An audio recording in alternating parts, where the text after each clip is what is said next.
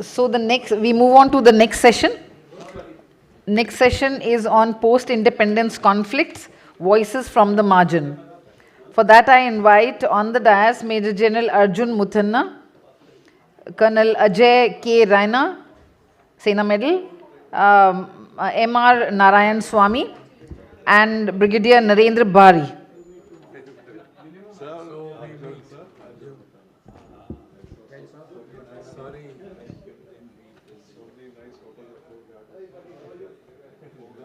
Welcome, sir.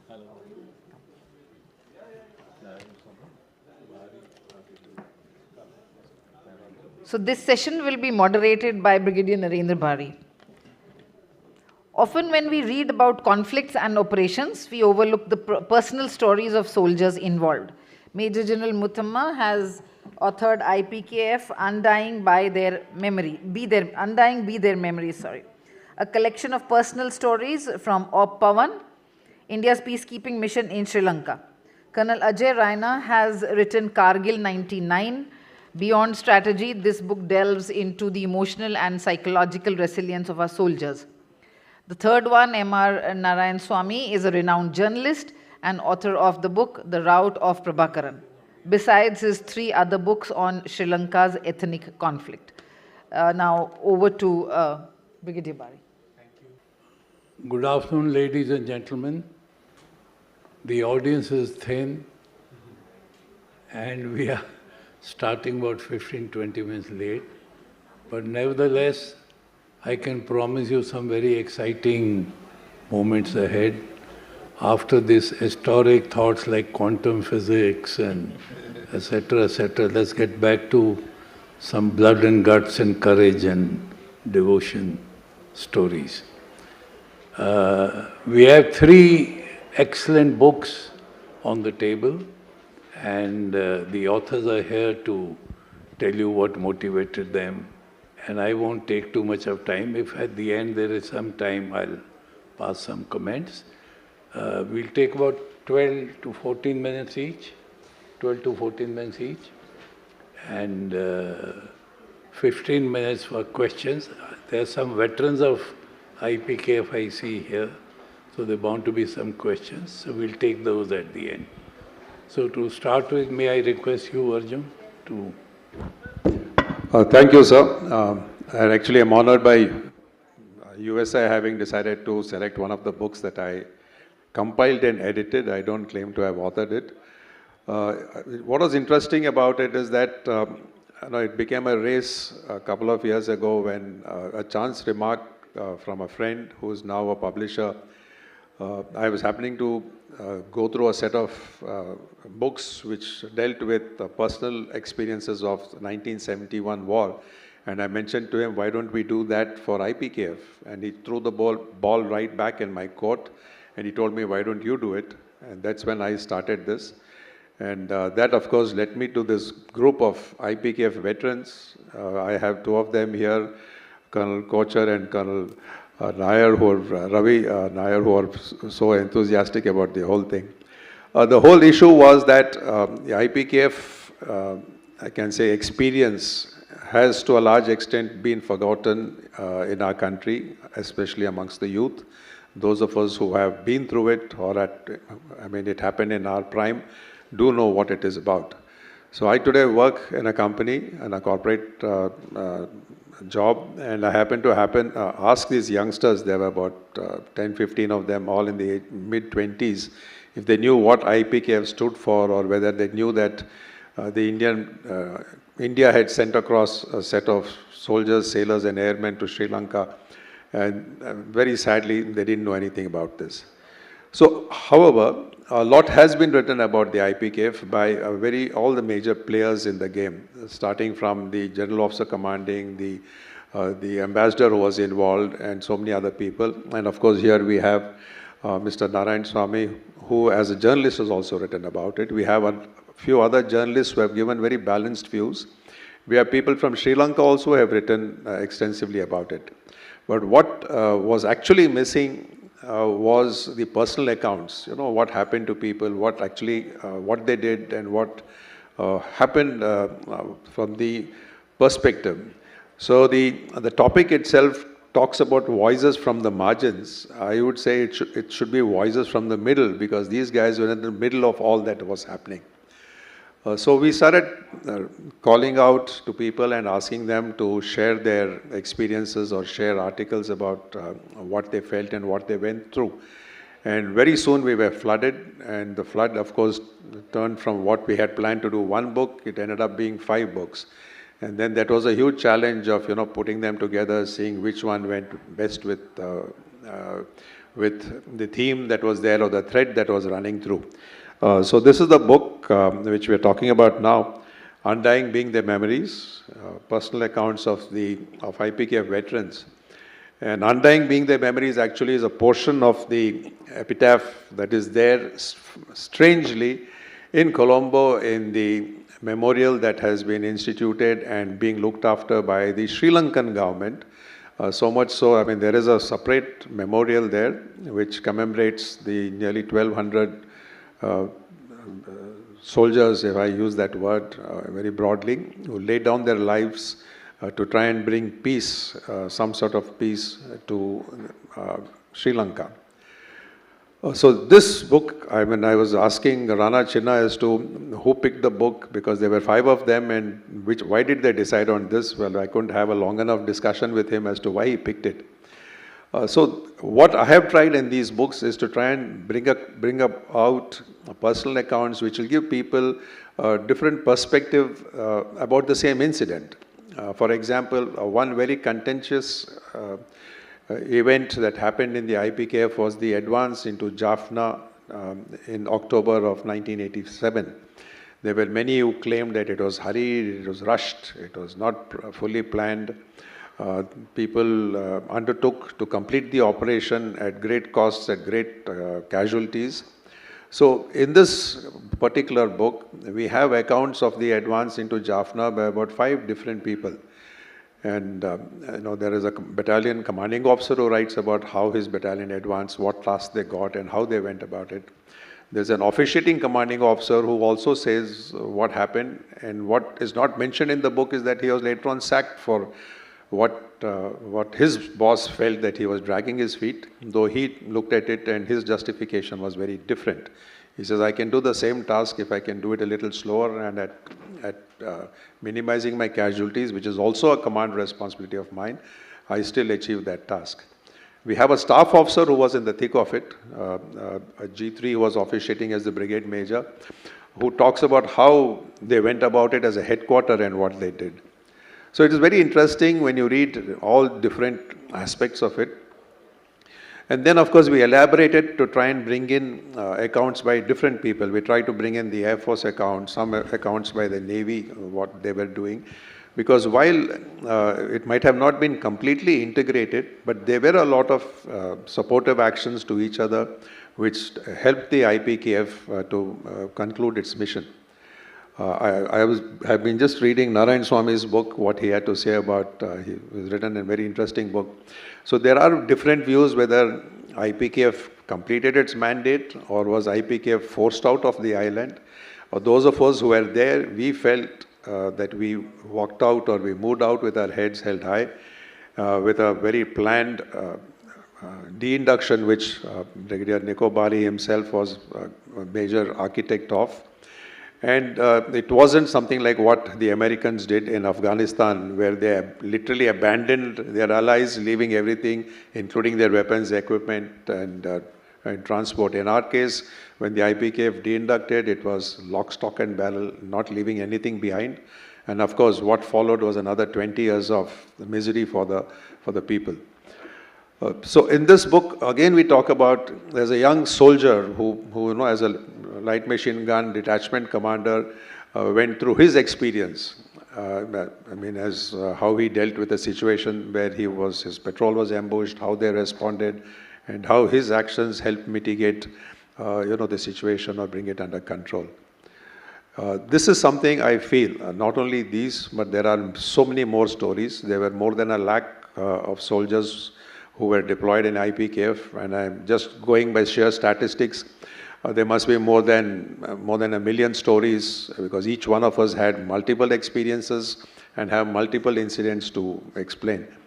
If you're looking at it from a level of analysis, well, that could be different, but then analysis would require facts. It would also require, the validated corroboration. These are actually just personal accounts. They could be colored, and they could also be tailor-made to suit the author. A key to this whole thing is not letting the nation forget the sacrifices of the entire Indian peacekeeping force. No doubt there were sacrifices. The people, the local populace of Sri Lanka did suffer because conflict always brings, I would say, misery. But all that notwithstanding, here is a group of soldiers, officers, men, sailors, airmen and soldiers who went on a mission as ordered by their government and to the peril of their lives. And in the peril of their lives, we lost 1,200 comrades.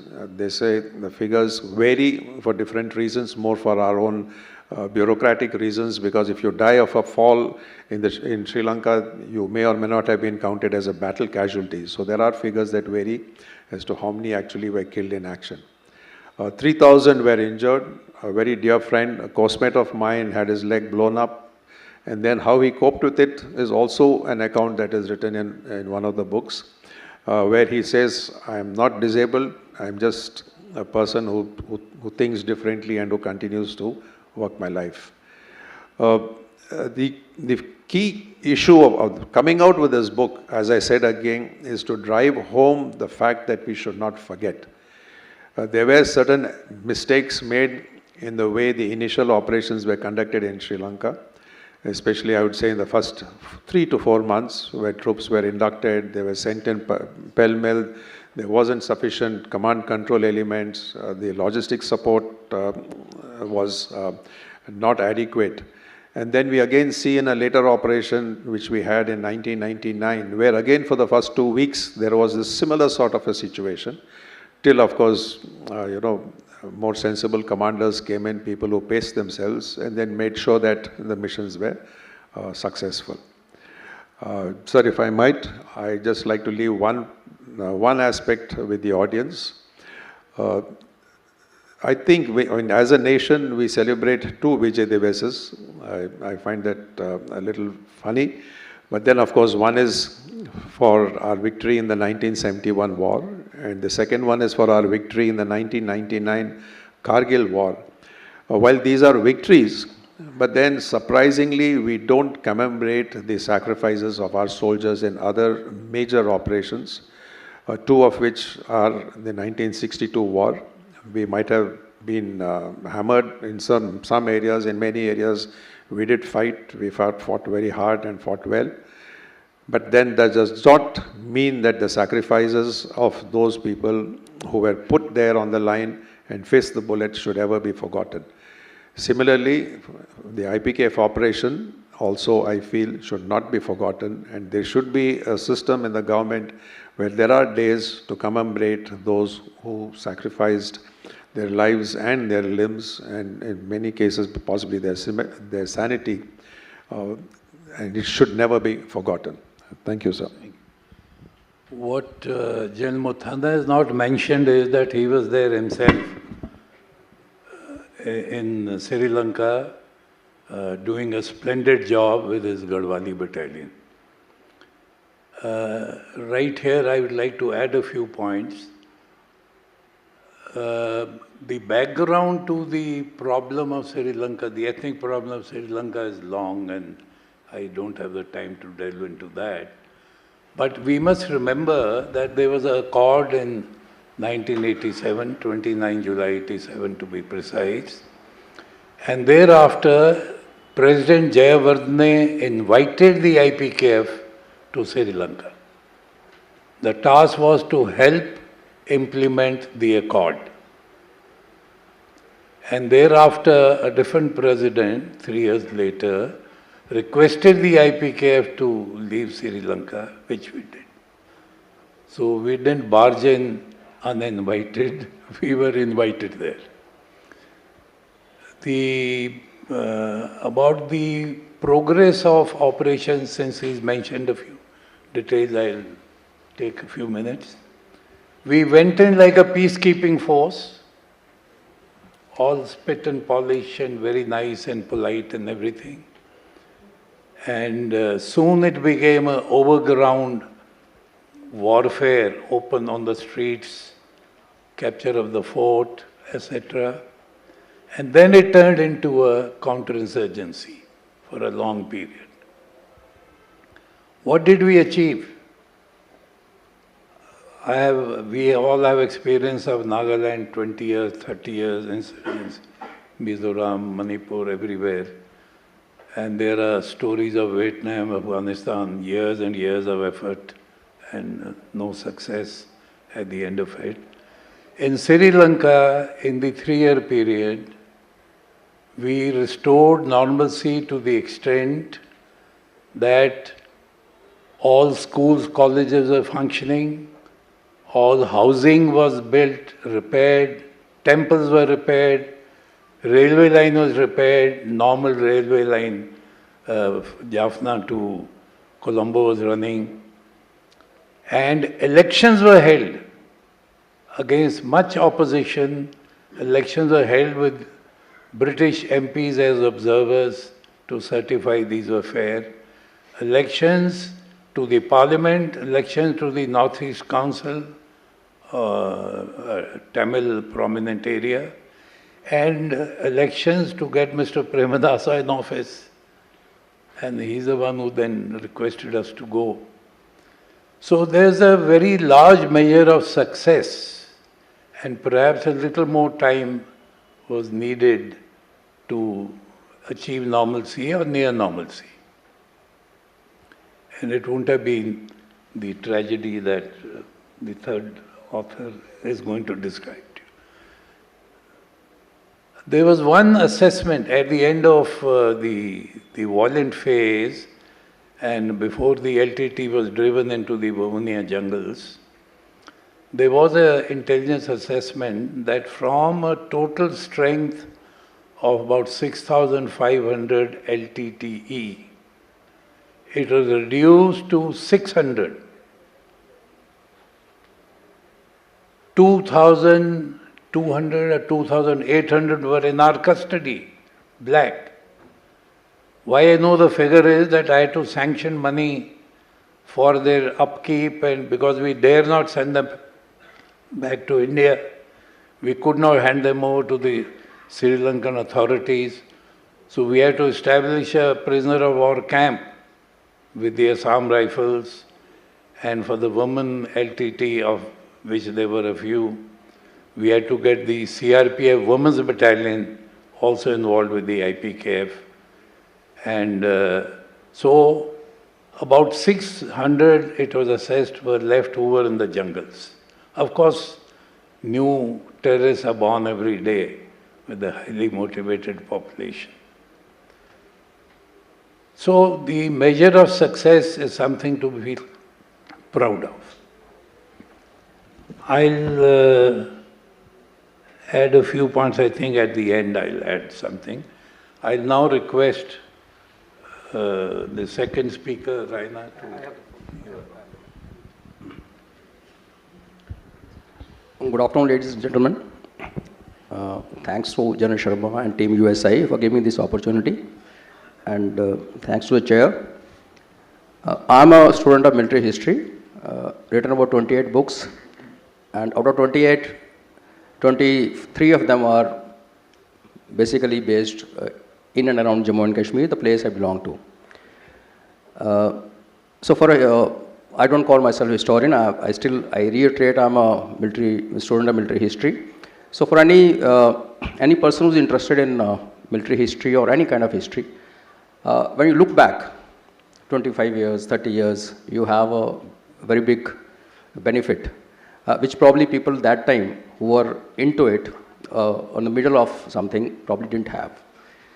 So when this 25 years of Kargil was happening, I thought of bringing out a book, and I was very aware of the fact that right from then Chief of Army Staff down to company commanders who were fighting the battle there, many books had come out. There was no point reiterating or writing again about the battles per se, because learned audience and readership, why should they waste money on something we already know?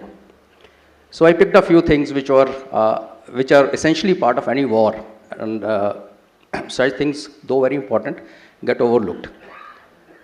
So I had the fortunate thing to be part of that conflict. And how it happened, how we were watching a movie.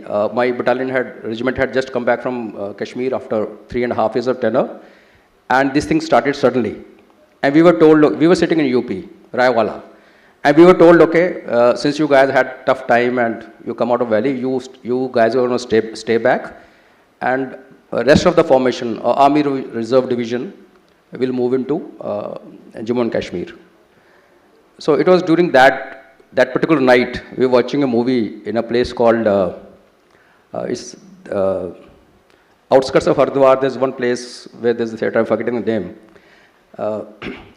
And then we get a message that we are moving tomorrow. Myself, my wife, and 2 youngsters were there. So on our way back to Raiwala, we were crossing bridge over Ganga. And I told my youngsters, ऐसा सी लड़ने जा रहे हैं, वापस आएंगे कि पता नहीं, डुबकी लगा के चलते हैं गंगा जी में, because it's our belief that it helps when you move on. So my wife, as the ladies are very particular, she said, we had only 5 hours left and we need to pack, and you need to leave in the morning. So time given to you 2 minutes. So we said, okay. We took out our wallets, gave it to my wife, all 3 of us, we gave our wallets, and we just walked into the river with everything on. Of course, 6 months later when we came back, my car seats were all gone, all torn, and because of the moisture which was there in the car. So what I wanted to bring out in the book is that much before the war starts, and much beyond the battlefield, there are a lot of things which happen. And then how we moved from there to Kargil, that itself, I'll not, of course, if I start telling the stories, then of course it will take hours. So a lot of interesting things happen. At the same time, I also wanted to include perspective from other side. How was it seen from other side of the line of control? So there's a Pakistani officer who's now settled in Canada, a very sensible person. He was a major that time. He later on left and moved on. So I got in touch with him. He had written a very beautiful article. So that article is also part of this book. And that article is my salute to the soldiering. When, as a soldier, you rise above certain things. You all know that we had Pakistani bodies not claimed by Pakistanis, and we did the burial and gave them honorable burial. So this is what soldiers is all about. So there's something about that. I also felt that probably it was spoken about that time, but was not really discussed later on, that why didn't we use Air Force the way it should have been used? Because if, say there's a Kargil thing happens again tomorrow, hypothetically, so are we going to send our youngsters again up the slope to fight against odds where one LMG is on top of a mountain spur can hold on a battalion for hours together? Is that the way of fighting war? Like I said initially, today we have the benefit of that looking back and analyzing. That time, of course, circumstances were different. So that aspect, of course, in a very kind of balanced way, I've tried to cover, because unless until we record these things, we tend to forget. And we commit the same mistake. And that brings me to another point of this book is, those veterans, of course, will remember, there was a time till 1991, we had 2 divisions worth of army plus a brigade in Ladakh, and then Kashmir started getting heated up. So one division was moved from Kargil area into Kashmir. It remains there even today. So what happened thereafter was, a huge gap was created in 91. While we all know that 99, that gap was exploited and then people came in, Pakistanis. But probably people don't know is that between 91 and 99, a lot of things happened on that stretch between Kargil and Zuzila. There were ID blasts, there was an ambush where 27 guys were killed. But somehow our focus was so much on Kashmir that we treated all this as something very, very localized affair, and possibly ignored the fact that these small little threats, which are happening every 6 months, 1 year, in an area which is outside Kashmir will probably then roll ball into something like 99 conflict. Now, when I say we don't take lessons and we forget, now you look at Galwan. Similar thing happened. Galwan happened. So the troops which had kind of less active areas under their control in Rajouri, Poonch districts, they were plucked from there and moved into Ladakh. Of course, that was needed for an hour. But that vacuum was not filled for almost 1 year. And result of that, we saw what happened in Rajouri and Poonch last couple of years. So this book, when I wrote, that was the aim that we must write where we probably went wrong, so that something similar happens next time. We have something to, like, if somebody reads it and it hangs in the mind of somebody, it helps. Then an officer, sapper officer, had a crib book, small little book, scribbling notes. Somehow I was lucky to get a hold of that book. I requested him, and his handwritten notes, small yellow Parchivali book, along with photographs. EME support services we generally tend to ignore in war, and there's a chapter on that. How difficult was casualty evacuation? Getting a guy who's been shot at that height, getting back down to the roadhead and then to hospital. So all these little things I've kind of created and added my own bit in this to make it a very light read, but also to record certain things, like what Jana Muthanna was saying, that people who are in the middle of it and they get ignored when histories are written. So in fact, most of my books are written that way, that I try to get into to the people or to the sources who got left out of the battle. When it came to writing, they were in the battle, but when it came to writing of history, they got left out of the battle. So this is how I'll sum up my books, sir, and later on we can take on more. Thank you. Two comments on Kargil. As a layman, I wasn't there in the war.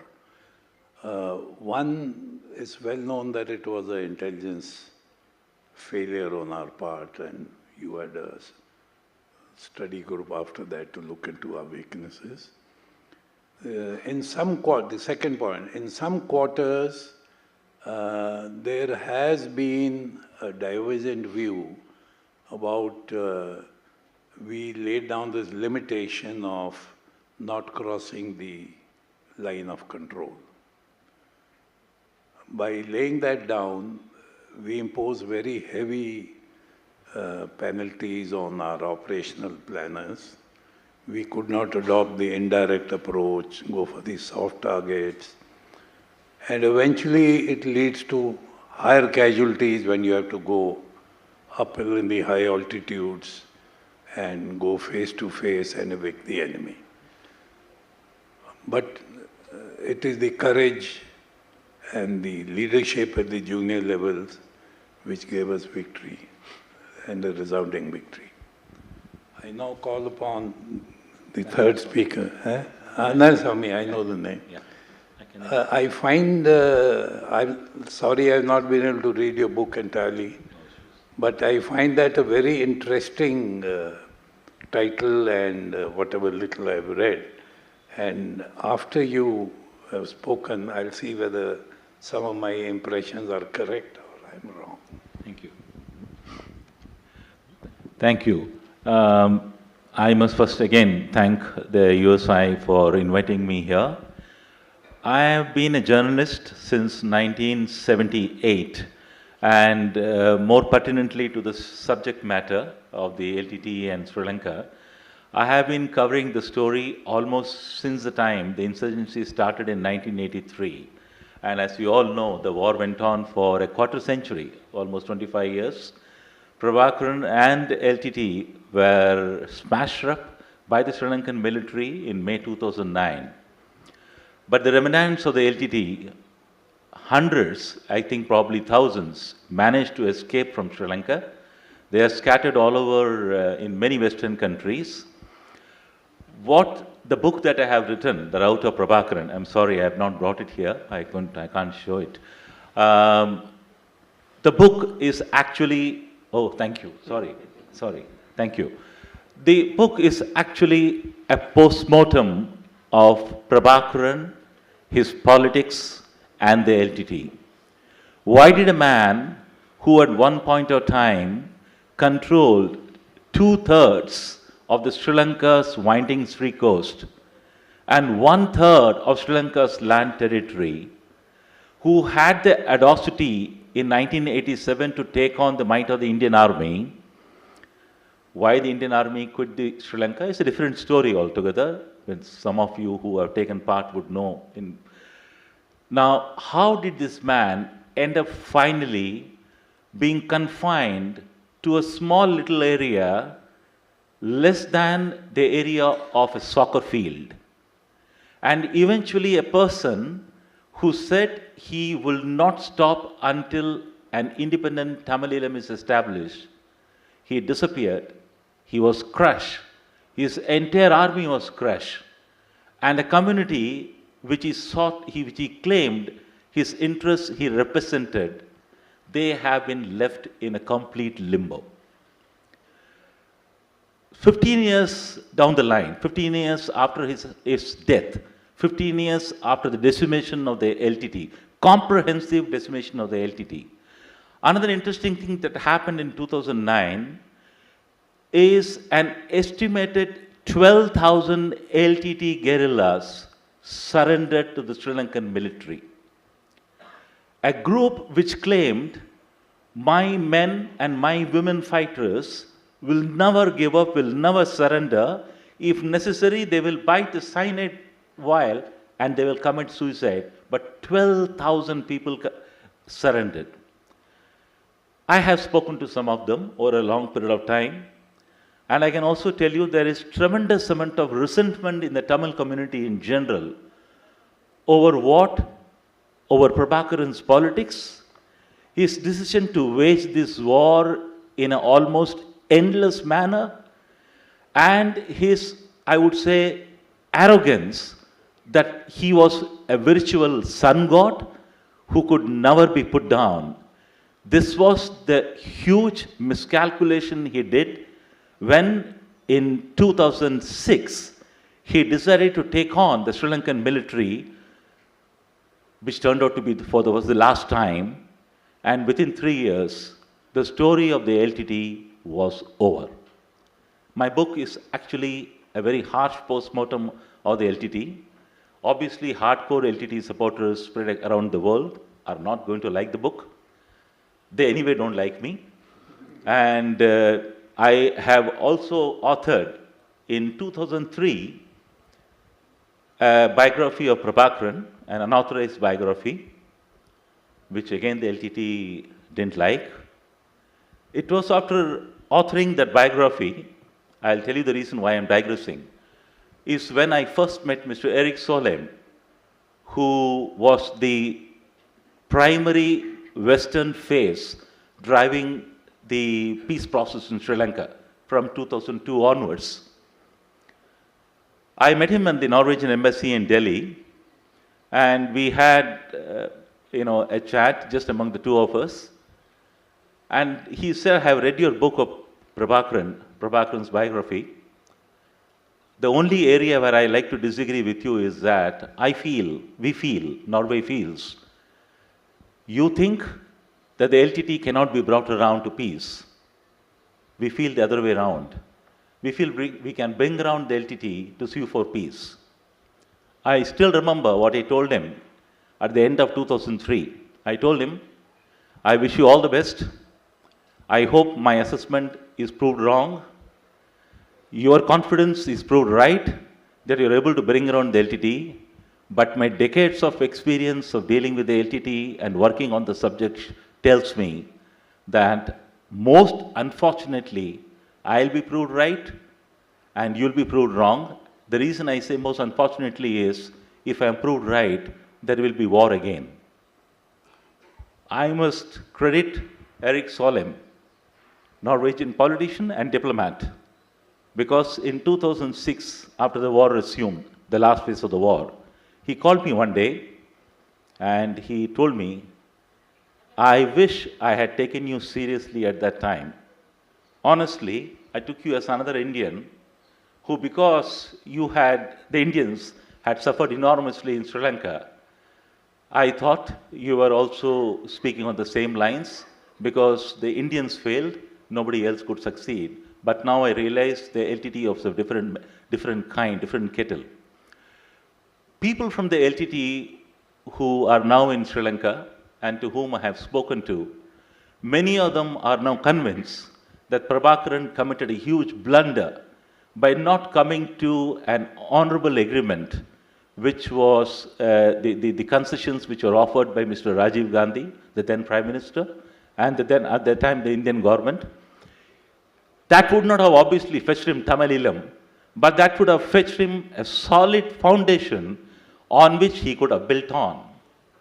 But by taking a nihilistic line, a totally militaristic line, and subduing the politics of Tamil he destroyed himself. I don't want to speak too long. I'll finish in 2 minutes because I think we should leave the area for questions.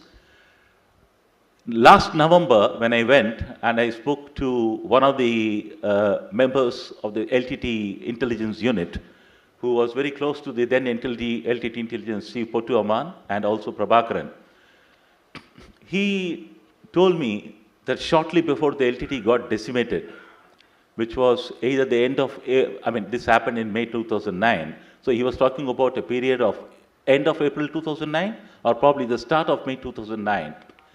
When he said Pottu Amman, the LTT intelligence chief called a few of his closest confidants, which included the man who spoke to me in November last year. He told me that the reason why we are now in this precarious position, and I don't know what is going to happen, there are 3 factors. 1, our decision to kill Rajiv Gandhi in 1991.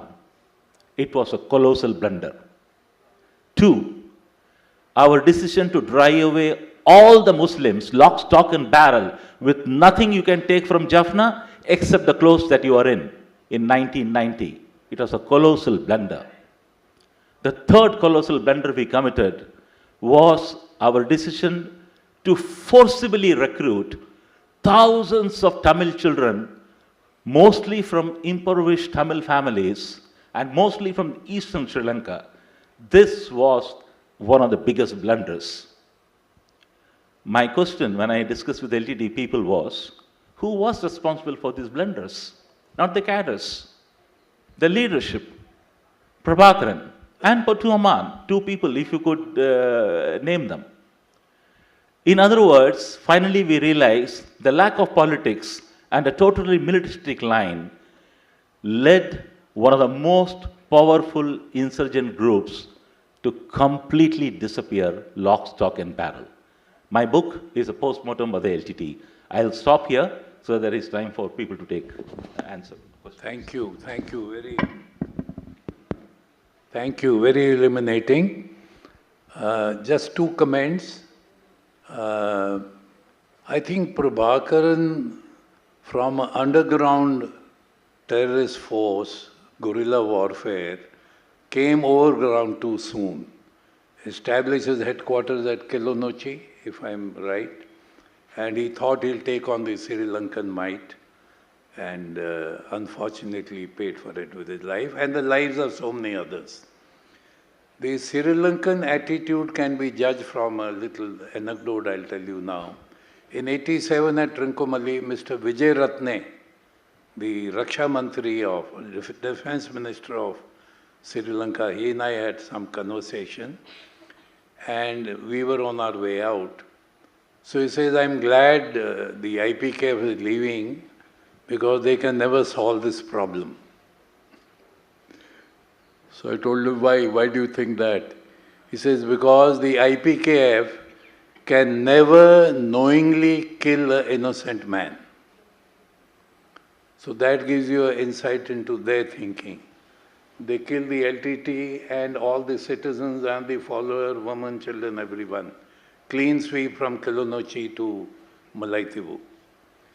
The other piece of conversation was, he had a very set routine. He used to leave his official house, go to his mother's house, touch her feet, seek her blessings, go to Parliament.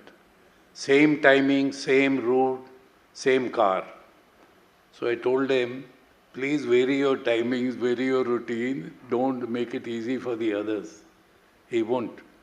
He was blown to bits at Colombo, just a year or two later. Now I think it's time for us to field some questions. If there are any questions from the audience, yes. We'll take 2 or 3 questions and then answer them in one go.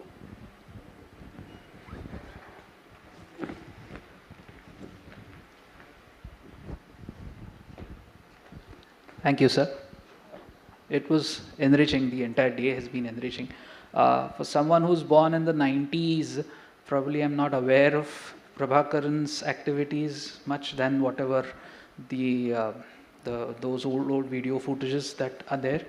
The incident of the then Prime Minister Rajiv Gandhi being attacked by a baton and the diplomatic events that led after. Can you just take us through how tough it was to negotiate at that point when a sitting Prime Minister is physically attacked, and when we are on the sides of resolving a situation, because currently across the global theatre there is a lot that is being focused on India, or India and Prime Minister saying something, or India being in the center of negotiations. And if something like that, retaliation kind of happens, physical, verbal, or anyway, because we see hostility around us, how will the response be different than what it was in 87? Thank you. Little later. Any other question? Yes, please. Yes, please ask your question.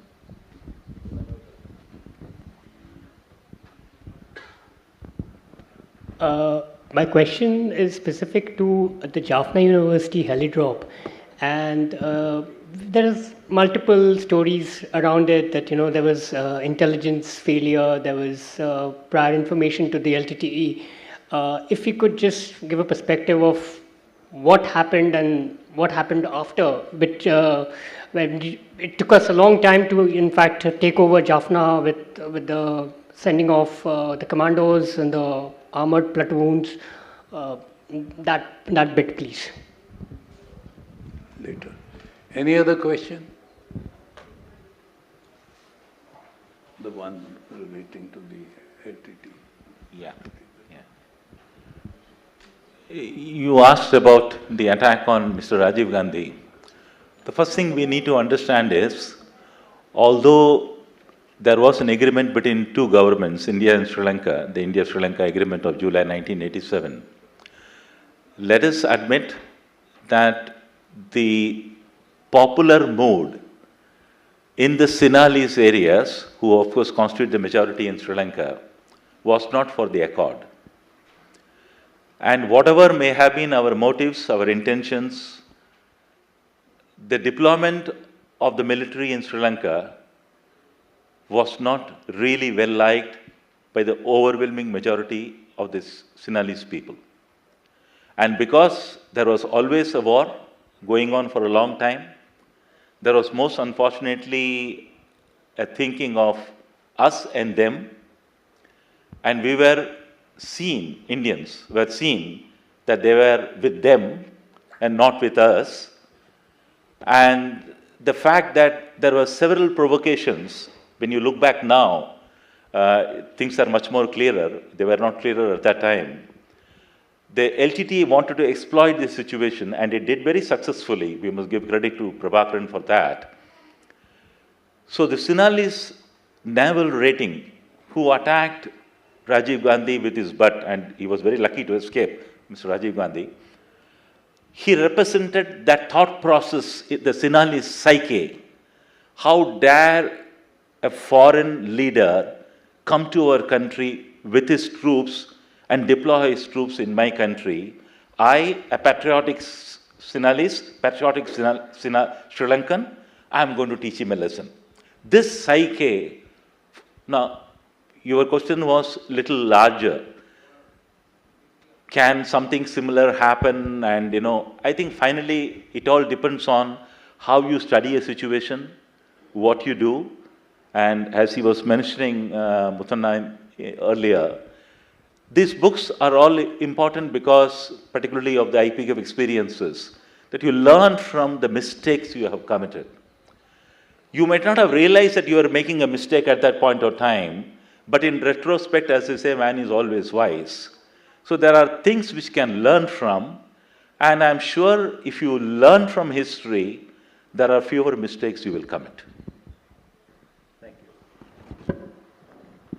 Yeah, thank you. I think what the miscalculation took place, I mean, just to put the timeline in place, is that the accord had already been signed and Rajiv Gandhi had already gone there. And there were other issues as to why India was keen on having this done. I mean, there was a Tamil, we had a huge influence in Tamil Nadu itself. So there was a keenness to resolve it because we had a vested interest from that angle. But the bottom line was India had made it very clear to everybody, including to Prabhakaran, that we do not want a division of Sri Lanka the way Prabhakaran envisaged it, of having a separate independent Elam, as they called it. So that was the bottom line. But I think the miscalculation is what some of our decision makers at that time did not comprehend the angst and the anger and the lack of confidence an average Tamil, I mean, when I say an average Tamil, I'm talking of the citizen on the street, had about the Sinhalese, I'm again using that word, the Sinhalese government agreeing, to treat them at par or as equal citizens. So an average Tamil did not, ever trust anybody there. So here was Indian government, possibly because of a lack of information, thought that they could at some stage get Prabhakaran to, agree. And Prabhakaran, if you read the book, Narayan Swami's book, has time and again mentioned that I will not agree. He was coerced, he was blackmailed, whatever happened. But the man's condition was that he didn't have a weak spot. Other than his family, he didn't really have a weak spot. So there was very, very little leverage that the Indian government could bring against him. So an attack on the leader, I think at that stage didn't really, stymie the agreement, because it was an agreement that was signed. And there was no impact that way. But of course, there was a feeling within India that how could this guy, how could an average sailor try and attack the head of our nation?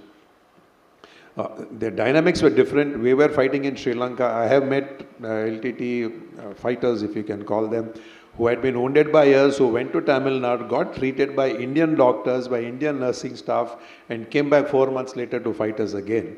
It was crazy. Actually, I don't know. Luckily, I think most of us didn't have PTSD or whatever. We didn't even know the term those days. But we were shooting, guys were putting up a type of poster in Jaffna, and when I landed in Chennai or Madras then, and went out to Tambaram railway station, the same posters were plastered all over the place. There was some sort of a completely dissync between what we were doing in Sri Lanka and what Tamil Nadu people, if I can say that, or maybe the powers that be there, were doing and supporting LTT. And as Narayan Swami said, I think the biggest mistake LTT made, and the biggest mistake, was taking on Rajiv Gandhi, because that ensured that all support from India dried up. I'm just thinking, had that action or had that support been stopped when we were fighting the LTT, possibly we would have resolved the problem maybe in a couple of years or so. The fact of the matter was that they were still dependent on support from the Indian mainland and from Tamil Nadu for money, for whatever reasons, maybe just loyalty for the underdog. Coming to your question about the infamous university operation. Well, I haven't covered it in the book for reasons, for different reasons, because there were so many dynamics, and the principal player there, basically, Major Virender Singh, is no more with us. The issue was that there was a sense of urgency to get into Jaffna and resolve issues, because there was a feeling, as an assessment at the very highest levels, that they were just a small force, not very, very easily they could be defeated by a professional military force. What people, I think, didn't understand then was the sense of commitment they had and the freedom of having reached a level of military professionalism, They were so driven, and the young guys who were in the LTT in those days, many of them were graduates, college dropouts, intelligent people, committed people with an extremely high sense of motivation. Very, very innovative. I mean, the type of innovations, we could actually write a whole book about how innovative they were in dealing with any issue militarily. I mean, they refined the improvised explosive devices, the use of the improvised explosive devices. They really, I mean, were fantastic.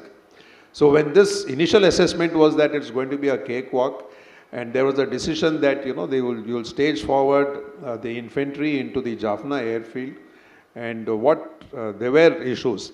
The not airfield, sorry, it was the university grounds. The ground was ringed by buildings, and there wasn't sufficient helicopters to move the force. Like you saw what happened in 71 war, those of you who saw that, where you moved 6,000 odd bodies in helicopters. Here you didn't have that many helicopters to, you know, rush in that sort of a force which could have taken over the entire playground plus the buildings around it. So the troops were landed. There were the para-commandos who were landed, who were of course trained and equipped properly. They had to move on for another mission. So they landed there. The infantry platoon under Major Virender, advanced elements of his company were landed. They were ill-briefed, ill-prepared, literally, you know, from the boat into the helicopters and into the ground. Colossal errors at the tactical level, at all levels. There's one issue about leadership, I'll revisit that. So Major Virender landed up there with about 30 men, and he was supposed to hold that playground for the follow-up troops that were to come. And the para-commandos also were there along with him. Sadly, what happened was Major Virender got out of communication with his base because his radio was destroyed and his radio operator was injured. The para-commandos offered him the radio, but he could not get his CO on that radio, so he could not talk to his CO. So when the para-commandos said, we have another mission, we have to move out and we will progress on our mission, and they told Major Virender, you are in a very vulnerable position, why don't you move out? He says, how can I move out? My task is to hold this ground, landing zone, till my unit fetches up. And he says, I don't want to be in a situation where my unit fetches up here and I'm not here to have secured the ground. So those guys fought on through the night, knowing that they were facing, absolutely unbelievable odds. And credit to them to have lasted out and fought back and not just surrendered. There was a chance. They were told repeated times by the LTT to surrender. They didn't opt to surrender. I mean, you can call it foolish, you can call it whatever it is, but I think immense bravery by Major Virender and his team. Very sadly that they all lost their life. So this one point, sir. This thing about leadership I was saying. In my book, we talk about different battalion commanders who dealt with their orders to advance into Jaffna in different ways. Most soldiers, if you're given a task and you're told that you have to execute it, especially in a combat situation, saying no can be looked as cowardice. Saying no can also be looked at that you are not participating or you don't see the larger picture and you're not willing to make that sacrifice to complete that mission. You saw that in the 71 war, in the movie, those of you who saw it, when Major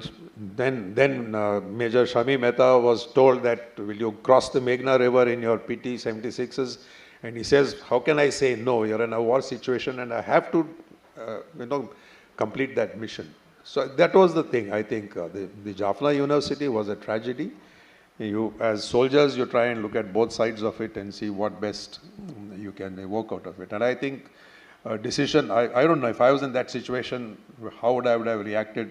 And I all credit to Major Virender and his team for having stuck it out there. Sad end, but then that's the decision they took. Thanks. I have a minute or two. Quick comments.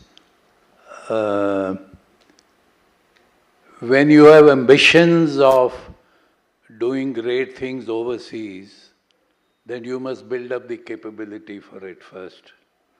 200 nautical miles between Madras and Trincomalee or KKS, Kakesunturai. We didn't have the right shipping. The Navy did their best hiring merchant ships, but the draft at KKS is 8 meters. No ship could go there. And Trincomalee had not a single crane. They used to suck wheat out of ships and grind it into flour and give it to the whole of Sri Lanka. So there's no infrastructure, there's no shipping. So you can't have ambitions of overseas operations without first having the capability. We had the capability up to the Second World War and thereafter, but that was the British Navy. They took us. My battalion fought in the First World War and the Second World War and everywhere. But the Navy that was there was the British Navy with whatever was required. We need to create assets. I'm talking of our overseas capability. We must create assets on the mainland which have dual purpose. You can't have white elephants waiting for a war to happen. But you must have facilities on land you use during peacetime, and when required, they are quickly converted to war use. Just to give you a small example, in our 3 years there, we could not hire a single building at Madras. The rules were such, the financial limitations, even Southern Command couldn't do it. We just couldn't hire a building. I would like to think that IPK was perhaps the beginning of our thinking in terms of joint warfare, Army, Navy, Air Force. The Army Chief did project for an integrated kind of headquarters, a joint headquarters. The Navy was not too keen on it. The Air Force gave a component, but then Air Force was led by the ACS House was a man of the caliber of Denzel Keeler, late Air Marshal Denzel Keeler. He said yes before even he could think of the consequences. And that saved the day. The Air Force played a marvelous role, but the Air Force is very expensive. You want to carry a kg of potatoes into Sri Lanka by air, it costs 8 rupees a kg. You buy it at 2 rupees, the air freight is 8 rupees. And the Navy didn't have that. You could hire large ships who can carry potatoes for 6 months, but they'll rot before they reach the other end. So those capabilities and all that you have to build up before you do that. My last little anecdote is, talking of the Sinhala Tamil factor and all that. When the IPKF came out to Madras, there was one person to receive it, the governor, Mr. Alexander. The state government boycotted it.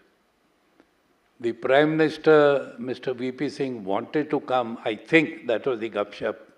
But he was told, don't come, you'll not be received. So 2 days later, 4 IL-76 aircraft, and this is the truth, carried 1,200 IPKF soldiers to Palam to be received by the Prime Minister, had a cup of tea, and flown back to Madras. So that is the factor. It is the truth. I organized this airlift, and that is the truth. That is the kind of local sentiment on our end of the sea. Well, thank you, gentlemen. Ladies and gentlemen.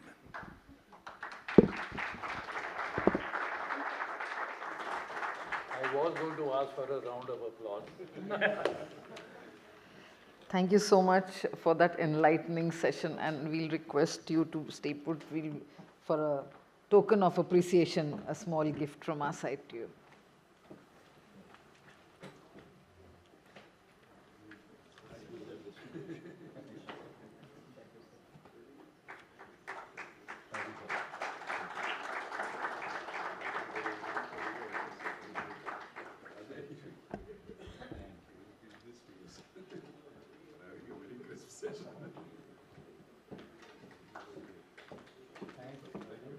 Thank you, gentlemen. Thank you. A group photo. Okay.